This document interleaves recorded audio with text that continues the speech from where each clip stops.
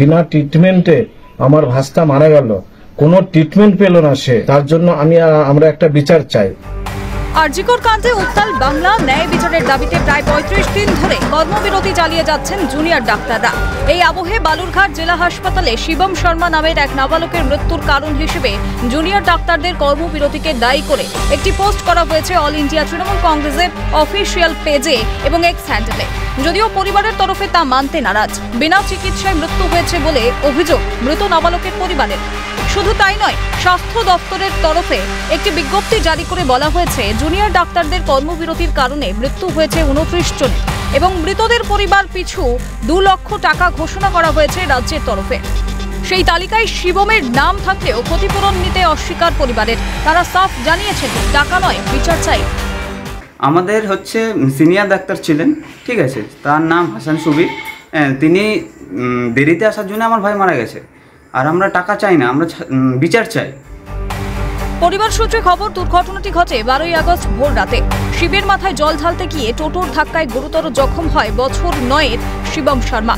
তড়িঘড়ি তাকে উদ্ধার করে ভর্তি করা হয় বালুরঘাট জেলা হাসপাতালের জরুরি বিভাগে। অভিযোগ, সেই সময় অন ডিউটিতে থাকা সত্ত্বেও হাসপাতালে ছিলেন না কর্তব্যরত চিকিৎসক। 30 থেকে 40 বার ফোন করা সত্ত্বেও চিকিৎসকের দেখা পাওয়া যায়নি। কেবলমাত্র চিকিৎসার অভাবেই মৃত্যু হয় শিবমের। এই অভিযোগ এক সিনিয়র চিকিৎসকের বিরুদ্ধে ইতিমধ্যেই ব্যবস্থা গ্রহণ করা হয়েছে দাবি স্থানীয় তৃণমূল নেতৃত্বের। অন্যদিকে একটি রিপোর্ট তৈরি করে স্বাস্থ্য দপ্তরে পাঠানো হয়েছে দাবি জেলা স্বাস্থ্য দপ্তরের।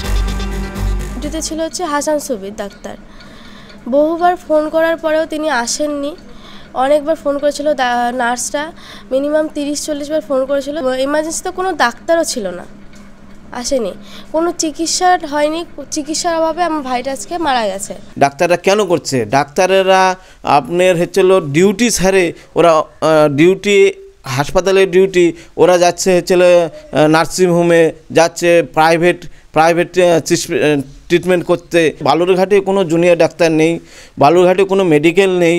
হ্যাঁ, আমরা তো জুনিয়র ডাক্তার বলছি না, আমরা ডাইরেক্ট হাসান সুবীরের নাম বলছি। উনি তো জুনিয়র ডাক্তার না, উনি একটা সিনিয়র ডাক্তার। সে কোথায় গেলেন? অভিযোগ করলে তার নিশ্চয়ই আমরা যতটুকু জানি যে ইতিমধ্যেই স্বাস্থ্য দপ্তর ব্যবস্থা গ্রহণ করেছে। বাড়ির লোকজন তারা থানায় একটা কমপ্লেন করে, সমস্ত কিছু মিশিয়ে আমাদের একটা রিপোর্ট তৈরি হয় এবং সেই রিপোর্টটি আমরা স্বাস্থ্য ভবনে আমরা পাঠিয়েছি। এখানেই প্রশ্ন উঠছে, বালুরঘাট জেলা হাসপাতাল তো কোনো মেডিকেল কলেজ নয়, তাহলে কেন নাবালকের মৃত্যুর জন্য জুনিয়র ডাক্তারদের আন্দোলনকে দায়ী করা হবে? শুধু তাই নয়, পরিসংখ্যান বলছে রাজ্যে জুনিয়র ডাক্তারের সংখ্যা প্রায় 7,500। অন্যদিকে সিনিয়র ডাক্তারের সংখ্যা প্রায় 96,000। এমনকি নিয়োগের অভাবে রয়েছে প্রচুর শূন্যপদ। সেই ক্ষেত্রে রোগী মৃত্যুর দায় জুনিয়র ডাক্তারদের উপর কিভাবে চাপানো যায়, যাকে কেন্দ্র করেই তৈরি হয়েছে বিতর্ক। জুনিয়র ডাক্তারদের আন্দোলনের অভিমুখ ঘোরানোর জন্যই তৃণমূল মিথ্যাচার করছে দাবি বিজেপির। আমি তো আবারও বলছি, জুনিয়র ডাক্তারদের সংখ্যা মাত্র 7,500, সেখানে সমস্ত সিনিয়র ডাক্তারদের সংখ্যা প্রায় 96,000-এর কাছাকাছি। আমি রাউন্ড ফিগার এখনও মনে নেই। 96,000-এর বাইরে এখনও কিন্তু 37% ভ্যাকেন্সি রয়েছে। কেন?